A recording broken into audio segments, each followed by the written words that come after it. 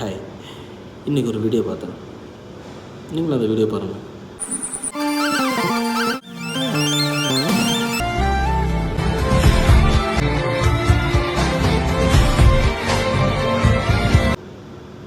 அன்றைக்கி அந்த கடையில் ஒரு நாள் ஃபுல்லாக வியாபாரம் ஆகலை.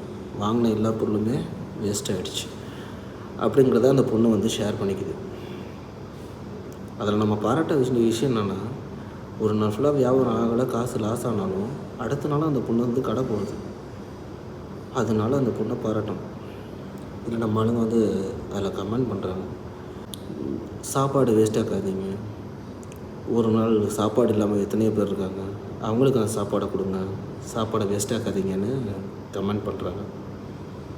நான் கேட்குறது இதுதான், நீ டெய்லி எத்தனை பேருக்கு சாப்பாடு வாங்கி தர? டெய்லி தான தர்மம் பண்ணுறியா? ஒரு பிச்சைக்காரவனை கிராஸ் பண்ணுறான்னா அவனுக்கு ரூபா போடுறியா?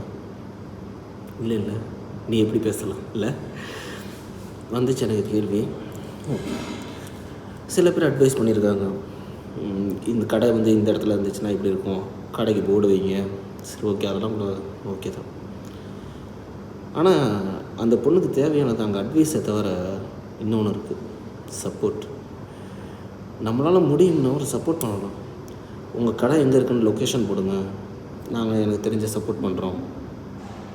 யாருக்காவது அங்கே இருக்கிற பசங்களுக்கு, நானே அந்த வீட்டு வந்தேன்னா சாப்பிட்றோம், இல்லாட்டி அங்கே இருக்கிற பசங்களுக்கு எங்களுக்கு தெரிஞ்சவங்க யாராவது இருந்தாங்கன்னா அந்த கடையை ரெஃபர் பண்ணுறோம், ஏதாவது சப்போர்ட் பண்ணலாம் இல்லையா?